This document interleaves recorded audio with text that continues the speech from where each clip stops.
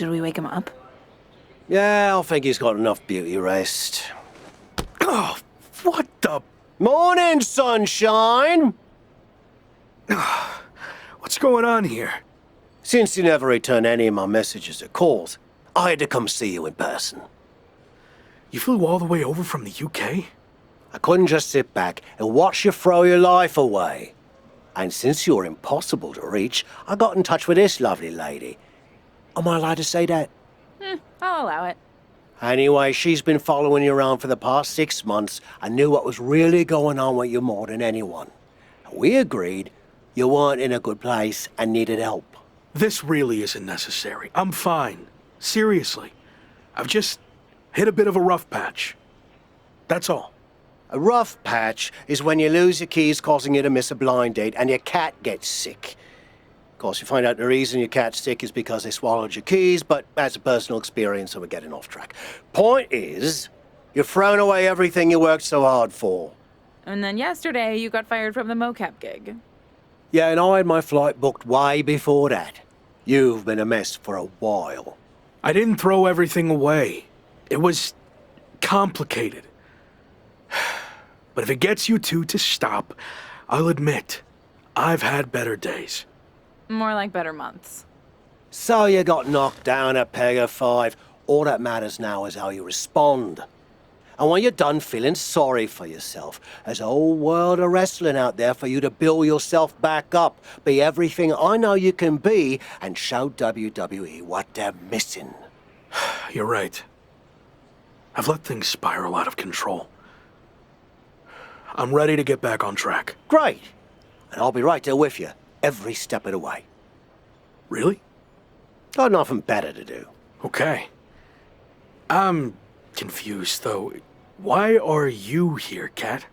I told you, I believed in you. And besides, I can't just start a project and leave it half finished, especially when it's going to have an awesome comeback story. And hey, even if you crash and burn, that'll be great too. For me and the doc, not necessarily for you. All right. We're at an airport. Where to first? The loo. This coffee ran straight through me.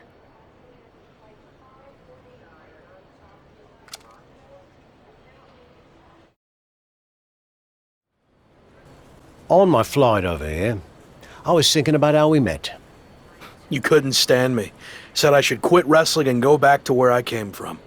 Well, that wasn't very helpful, was it? I was actually thinking of what happened after that. You wrestled on some shows I was promoting, and you were impressive as hell. However, there was one thing you always turned down. The bartender at the pub? You were constantly trying to set me up with her, but she was like 75. No, not that. I meant how you always refused to do a British rules match. And by the way, Amelia passed away last year. God rest her soul. Those matches are super restrictive. Way too many rules for my style. I like to do my own thing. And how's that working out for you? There's a lesson to be learnt from working within a structure.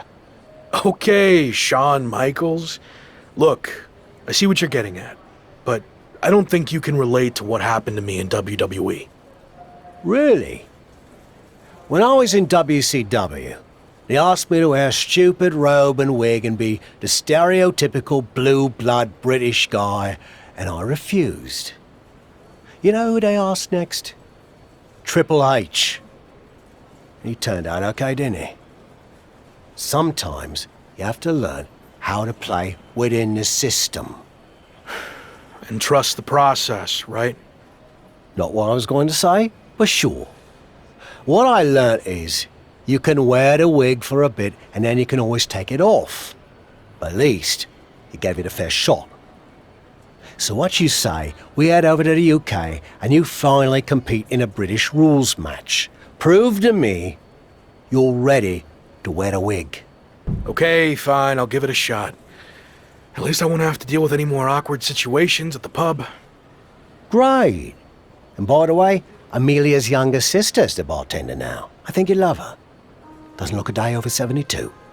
Let's go get our flights before you say anything else that changes my mind. How you feeling? Did you knock off that pesky jet lag? Yeah, and I know British rules matches can be grueling, but I'm ready to give one a shot.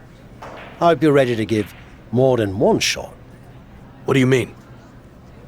This is actually a British rules tournament, as in, you'll be competing in multiple British rules matches. I agreed to do one, not an entire tournament. I know you wouldn't have come over here if you found out you had to do more than one, but here's the thing. If you don't get your act together, you'll lose in the first round, and you won't have to worry about any subsequent matches, will you?